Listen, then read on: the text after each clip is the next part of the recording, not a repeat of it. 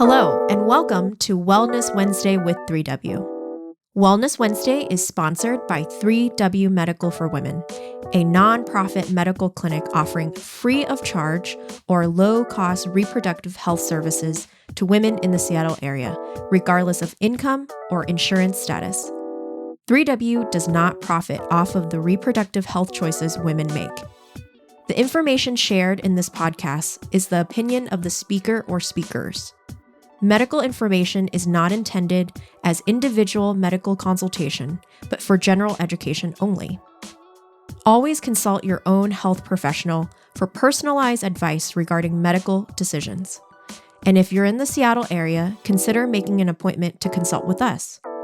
I'm Helen Nguyen, CEO and co-founder of 3W Medical for Women and the host of today's podcast. Hi there, Wellness Wednesday listeners. Thank you so much for joining me once again. I'm back in the studio with a guest speaker today. Her name is Sara West. She's from Life Perspectives, a wonderful organization that we've incorporated here at 3W. Just before we got on here, Sara and I were talking about a variety of different ways that we can incorporate more of this organization that we really, really enjoy collaborating with. But I thought it would be a good idea to get her on our podcast and talk about reproductive grief, reproductive loss. And I know we're going to just scratch the surface today, and I'm sure Sara could come back again sometime soon to dive deeper into this very multi-complex issue. But, you know, it's never a good time to talk about reproductive grief because it happens so unexpectedly and you don't know how to prepare for it. But thank goodness for folks like Sara. Thanks goodness for organizations like Life Perspective that we've, as an organization, been more confident in approaching reproductive grief and loss. So I'm so glad to have you here, Sara. Thank you so much for joining us. Thank you so much for having me, Helen. You know I love coming here and hanging out with you all at the clinic so much. So I really appreciate the time that you've been able to allow for me to come and join the podcast today and share some of what Life Perspectives and the Institute of Reproductive Grief Care does for all who are impacted by reproductive loss. Yes, such a beautiful and hard topic to approach in many, many ways.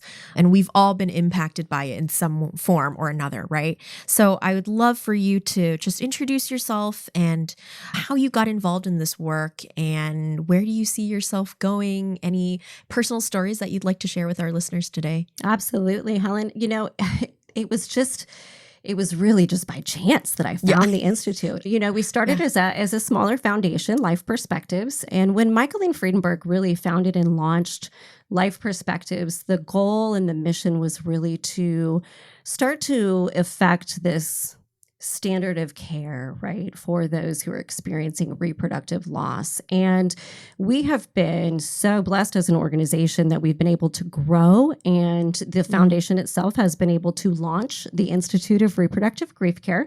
We have been the Institute now for almost 2 years, which is fantastic and amazing. We have a wonderful facility that is headquartered in San Diego, and we are able to really facet our vision and our mission. And we really kind of have this trifold mission in the avenue of reproductive grief care. And that is to not only provide the healing resources for families and individuals and healthcare providers and others who are supporting those who have been through this type of loss, but we also do research both in-house and we collaborate with other organizations, universities, and foundations. And we do training and education, which is probably one of the biggest components of what we do at the Institute. I kind of found the Institute myself when I was kind of getting back into healthcare after taking a break to teach for a few years. And when I found the Institute, I knew immediately that I really had to find some way to really move forward their work and really help them grow because I was so personally connected to the mission of their work. I got my start in healthcare, actually in speech pathology and audiology, and I did a lot of work for years. I worked with a variety of ages of patients and populations of patients, but I specifically worked with newborns and in the NICU, and I ran the newborn hearing screening programs. So I did that for a really long time.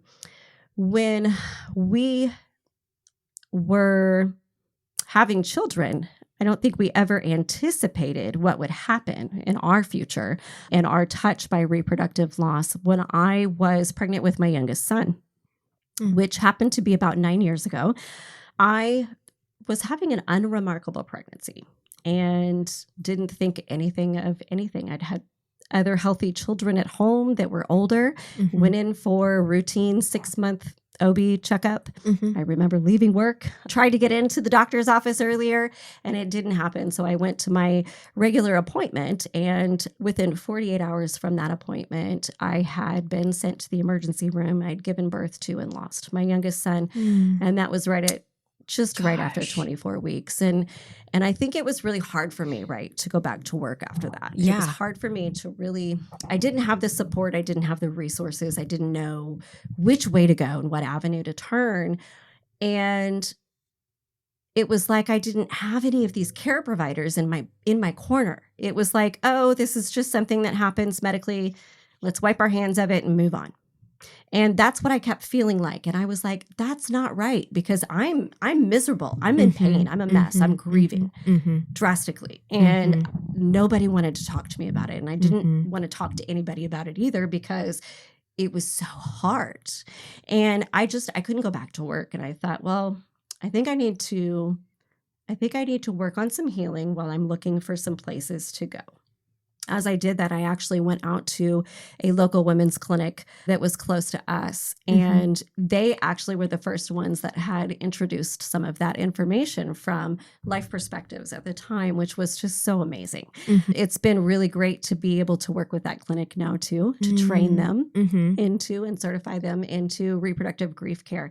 But they really, they kind of allowed me to kind of find this place. And I got this email one day with this job opportunity, and I went, yes, this is it. This is it. It just happened to full circle. Full circle. Oh my gosh, that's beautiful. So now I'm kind of back, in the healthcare realm, but this time I think what I'm doing is really being able to take that personal experience that I had and really meld it with, my education, my experience of working in clinical care, and say, hey, let's grow this institute. Let's do this.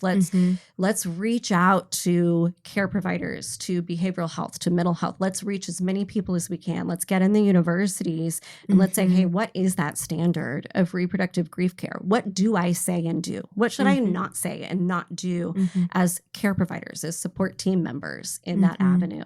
So now what I'm serving at the Institute is the Director of Hospital Programs. We launched last year our emergency department program, where we are now moving into emergency departments in different hospitals, healthcare systems across the United States, and providing reproductive grief care training to their emergency department staff. We also have a more advanced care provider course for hospital staff. So if we do have care providers that want to dive in and become fully certified into reproductive grief care and become an advanced kind of an ambassador, right, for their hospital in reproductive grief care, then we also provide that additional training for the hospitals and work with the hospitals on creating that standard of care in the emergency room environment. But also, how do we do that in a multidisciplinary approach? How do we collaborate with the different departments in the hospital when someone does come in? And maybe they are experiencing a miscarriage, or something else is occurring that might end up and result in reproductive loss, right? What do we do? What do we say? But how do we also work as a team? Right. Yeah. Because that was something that we here at 3W knew from the very beginning, as we were venturing into seeing more and more patients. There was definitely a pattern and a gap, not because our medical providers weren't willing, but they were like, we are just not taught this in medical school, where there was not a whole focus on it. It was very much, as you were talking about your own experience and how the medical professionals kind of just said, this is just it. In some ways, it's like this push to normalize the situation because there's no definite answer, right? So you don't want to blame the mom. You don't want to blame the unborn child. You don't want to blame anyone for this very fluke-like type of situation, but there are real emotions that are being unfolded, and like even weeks and months afterwards of a loss, regardless of how that loss came about, there's no acknowledgement that something was here and now it's no longer here. And what does that look like for an individual that has gone through reproductive loss? You know, it's so funny how our patients, we learned so much from them and their vulnerability in coming back and having these tough conversations with our medical providers and saying, okay, guys, I need to talk about this. I need to, go through this again with you guys. And it really helped us go, okay, we need a resource to support these women, support these patients as they go through this grief process. And we ourselves need to reach out to, something out there. And when we found Life Perspective, we were just like, this aligned with our values, this aligned with our messaging and our branding. And it has helped so much bridge the gap between there's a loss that just happened and this is what we can do for you. We're going to acknowledge the space in which you're in right now and not just sweep it over as something you should get over. So that has been immensely helpful to us because yes, you see something on the ultrasound screen at one point, and then she comes back the next day and it's gone, or the week later it's gone. And we're like supposed to just walk away from that and be like, oh, it's no big deal. Right. And let's focus on all of the physical things that we need to take care of medically for you. Right. Yeah. Yeah. Medicine is more than that, right? It's supposed to be healing. It's supposed to be healing not only physical, but mental and spiritual. All of that has to encompass because we are complex human beings, right? We are complex people that embody all of that. So it's been wonderful to just incorporate Life Perspective as a resource for our patients. And it is a free service. It is something that our whole team went through training wise to be better at knowing how to navigate these conversations. And it was just a wonderful addition to our services here at 3W. So thank you so much for what you guys do. Oh, well, that's so wonderful to hear, Helen. We love to hear the work that is done in clinics like yours and in health, in clinics and hospitals and just different centers and counseling practices all over the nation. One of our favorite things to hear is those stories that, we didn't think this was going to make such a difference until we did it. And then once we took the courses, once we worked through our language, once we changed some of the ways that we question things on our intake forms, and once we just kind of changed kind of the policies and procedures of what does it look like for different patients when they come into our office? And if someone is coming in, experiencing a loss, finding out about a loss, after a loss, how are we going to navigate those patients and work through and make some of those changes? And we really appreciate that because it means so much to those of us who have gone through these experiences. And it means so much for everyone else out there and their families that have gone through those experiences. And so we really appreciate that. And I think of one thing that I remember you all did here within your system was said, hey, if somebody's coming in here into our office and they come back to ultrasound and they're getting a sonogram done and we don't see anything, well, or they're coming in and talking to us about a loss that they've just had and we're having such a great conversation. Well, it's really hard for them to walk out that front door if there's any pregnant families, pregnant women that are sitting in chairs out there. Right. And you guys have really done a good job of saying, okay, well, let's set up a policy, a procedure. What do we do? Let's make sure we have a backdoor route that's kind of private that we can walk with them. And so just little things like that within clinic systems are so wonderful. Hospitals, of course, kind of have to step it up and do a little bit more, but taking the language, taking the bits and pieces of the education that we have provided for all of you. And then to hear you call us and say, hey, we're working on creating a kit that is specific for our patients with reproductive loss. Would you mind answering some questions or doing a little consulting? That is just wonderful and amazing. And so what we love at the Institute is being able to do that for others. So yes, we're going to train you. We're going to give you the education. If you're, and for everyone who's listening to the podcast today, we have certified 3W Medical Clinic. They are actually certified by the Institute in Reproductive Grief Care. care. There is an organization certification that's pretty extensive.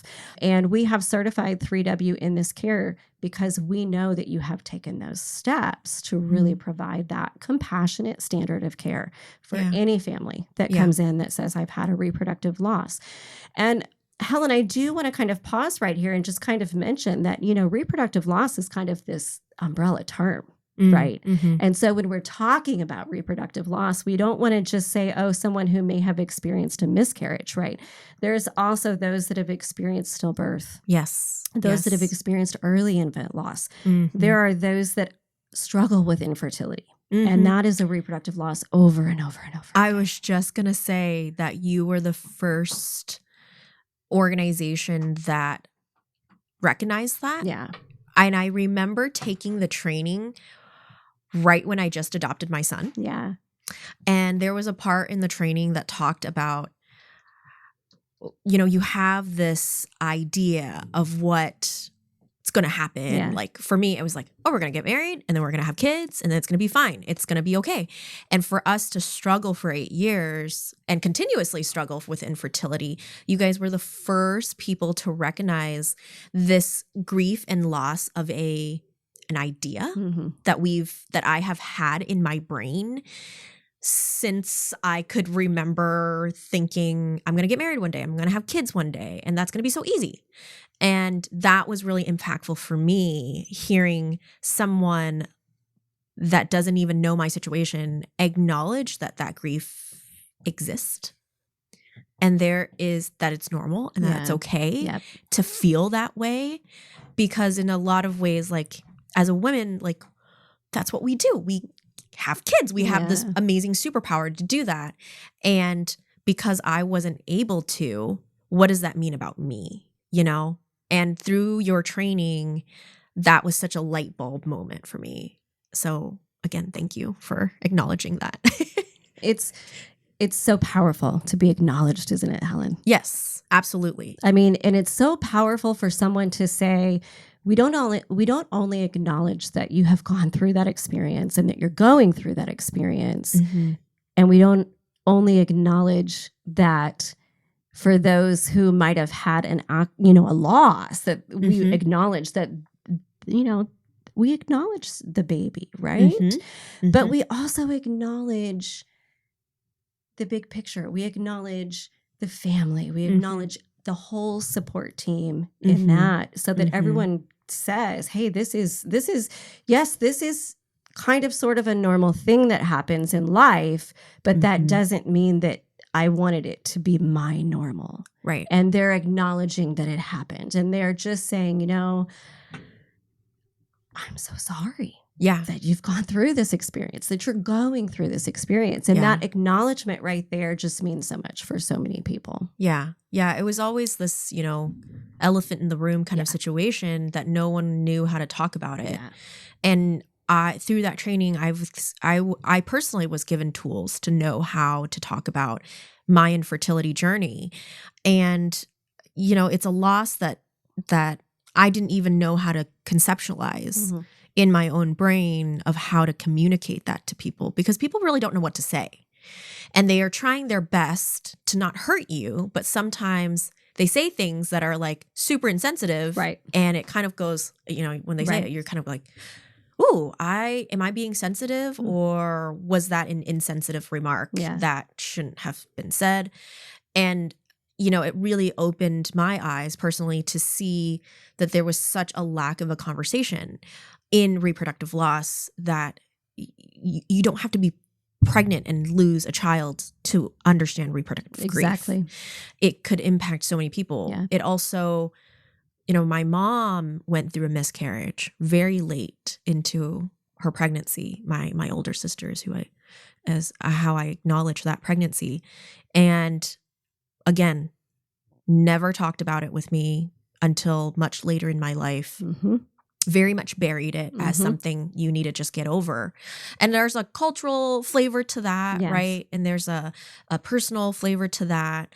But I know through, I can reflect now as an adult and realize that she has been wanting to connect with this child because she carried her for 6 months and lost her and had Yeah. to deliver her.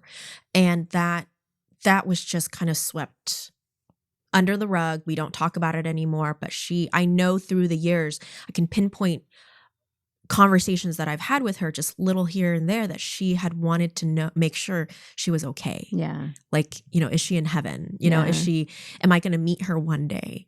And then going through my own reproductive loss. So it was very like, woo, we're opening up some really deep, cans of like, just, we need to address it though. Yeah. Because it is something that's imprinted on us and part of our journey. And so, it's just if thank you for that. If you can't feel it, you can't heal it, right? Right. Yeah. So, So just going through your training was so helpful. And here I was, on maternity leave with my little son, and it was just very like, whoa, this is the healing process. Mm-hmm. This was the joy that came from accepting the card that I was dealt. Yeah. And I had to make a very intentional decision of, am I going to despair about my reproductive loss and grief and be upset about it? Or can I joyfully carry it and say, I'm going to tell my story to as many people as possible, because how else are we going to connect? Talk about it. Yeah.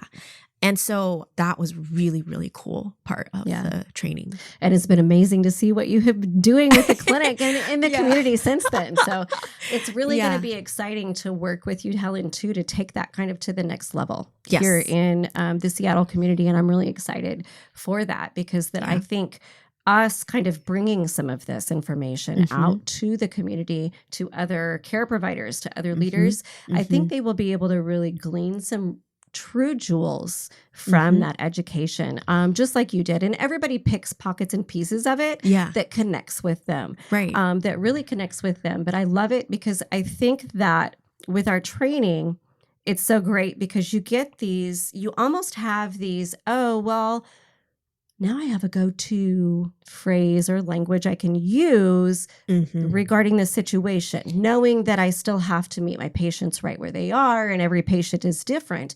I do have some of that standard language tools that we can use as a team, that we can all be on the same page, so that when we are working with our patients who do share, disclose, or talk about reproductive loss, then we have the better tools and language to do so. And I think that if we're able to really kind of spread that out, right, into other care providers, into the community, into family members, into support leaders, then we all know what to say. Yes. And then we don't keep it quiet, but we say, how are you doing? Yes. Yeah.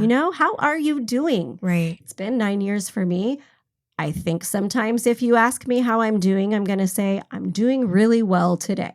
And I think other times you may ask me and I go, oof, had a trigger moment this morning, kind of having a roller coaster of a day with my grief, right? You know, and it could be anything. And I think that if we can, get that out there in the community, and we are practicing this standardized kind of compassionate care across the board, I think it's just, think of how emotionally healthy we'll all be.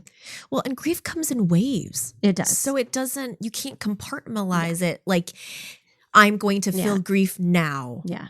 And then in 2 weeks, I'm not going to feel it anymore. Right. And it's just recognizing the humanity of the situation. And we're not robots. So, and it's a process, right? It's a process. And one of the things I was going to mention when we talk about that kind of umbrella term of reproductive loss is, I'm just going to touch on this a little bit, is to also include those who've experienced a termination or an abortion experience, because that is definitely a loss. And we cannot just, whether it is a loss through termination, via miscarriage, or infertility, right? We're not comparing them at all. We know that they occur under very different circumstances, right? But there is a process. And regardless, right, we may grieve, we may not grieve. We may not grieve until years later. We may grieve for years and then be fine, right? And it's just kind of this nonlinear thing. And so I think that if we can just at least be able to have someone we can talk to about it if we're personally affected by it, but also as care providers, support team members, family members, if we can actually say, how are you doing? I'm so sorry. I'm here for you. Even if it's just to sit in silence with you while you cry, laugh, scream, whatever you want to do, right? Yeah. I think that that's really going to be super beneficial to the power of really affecting this widespread adoption of it, right? And I would love to get into some of these college classrooms and be able to say, hey, I remember going through my medical program. And when I took counseling, it was a little bit about bedside manner. And that was kind of it. More of it was about, well, how do you actually kind of talk with a patient about their medical history? Yes. Nothing about these specific types of bereavement, loss. How do I talk to a patient who's grieving? And specifically, right? How do we deal with families who are experiencing reproductive loss, have experienced reproductive loss, right? How do I know if I'm an emergency room nurse and I have someone in screaming in pain and I'm thinking there's no way she can be in this much pain, right? If I check her intake history, maybe she's got a history of loss in there, and just hospital environments could be triggering and traumatic. And thinking of all of those things when we're doing our training and when we're talking with our care providers, when we're in discussions. I love having some of these discussions with our healthcare task force members because we really talk about what actually happens, what we see, we hear from our patients, right? And they tell us. And we use the tools that we learn from the research studies that we've done, that they have done, and say, hey, this works. Being compassionate can help heal. And it can really help someone on the healing process. And I really have to say, Helen, I love how you keep calling it the process. Because it is a journey, right? And like you said, grief is not, let me get done with this stages of grief. Let me pass my test. Let me close that door and let me be done with the grief. No, it's kind of an ongoing journey. There may be times, right, that I may go, oh my gosh, it's been 2 days and I haven't thought about my son. And probably 9 years ago, I would have thought that's never going to happen. And then it hurts, but then I think, okay, that's okay, because that's part of my grieving process and it's part of my healing journey. He's always going to be there, but it's this process. It's a journey. And I remember someone came to me once when I was younger, sharing me a story saying, oh, but I'm healed. And I kept thinking, but are we ever truly healed?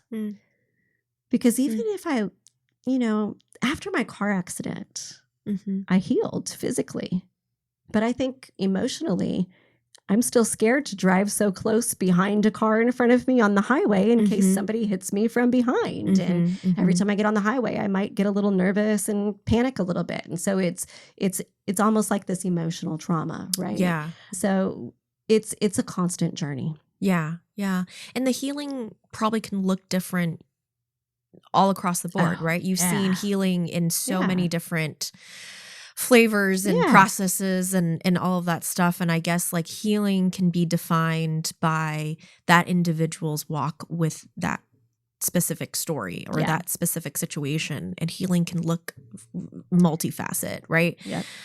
So it's so wonderful to be able to have this amazing resource at our fingertips, to be able to then acknowledge when a patient is going through, when a woman that's grieving in our exam room with our medical providers, we don't have to just say, we don't have anything for you today. We can't help you today. It's like, no, let's sit in this. Let's acknowledge this. Can we print you more pictures so that you could memorialize this situation? Can we give you this journal that you can journal? Can we give you this bracelet that you can wear and remember this child that you lost? All of that is so beautifully packaged by Life Perspective for us to be able to walk into that conversation, not arrogantly knowing what to say, but how to partner with that patient as she's walking through this grief and process it with her, unfolding it with her. That has been such a beautiful gift to us that you guys have, poured into us. And I'm just so thankful. I'm thankful that you're here now locally. And like, like Sara said, that this is what we have incorporated at 3W is just the tip of the iceberg. We are going to, my goal is to dive deeper into reproductive loss and grief, not only because it's a personal thing for me and my journey, but also the numerous women that come through our doors that are searching for this very important resource. So thank you, Sara, You're so welcome. much. We are welcome. I should say we are all very welcome for that. We're like obsessed with you guys. So thank you. Thank you so much for doing what you do. And I'm positive you'll be back. We can dive deeper, because this conversation can go on forever. And I love that. But I hope our listeners, can just get a flavor of what we can dive into later. And thank you, Sara. Again. Absolutely. Yeah. I know it's a pretty powerful month, October being Pregnancy and Infant Loss Awareness Month. So it might be a very challenging month for a lot of families out there. And I just want to say, just kind of recognize that and kind of lean into that and feel that. Give yourself some grace this month. And just, families, remember that everybody does grieve and heal a little differently within your own families too. Yes. And give each other as much grace as you're giving yourself. Yeah. So it's an important topic to bring out and talk about. And it's also very important for us as leaders, as care providers, as support team members to say, hey, we're going to provide you with the most compassionate care that we can today. That's so good. Thank you so much. You are very welcome. You always know what to say. So thank you, listeners, for tuning in today. Just with what Sara just said, if we can walk alongside you, please know that you're not alone, that we're there for you and we love you. And if we could be a part of this grieving journey, we would love to do that. So thank you so much. And until next time. For more information about 3W, please visit our website at 3wmedical.org. That's the number 3, the letter W, medical.org. From there, you can learn more information about the services we provide, book an appointment, or make a donation if you'd like to support our mission. You can also call our office at 206-588-0311.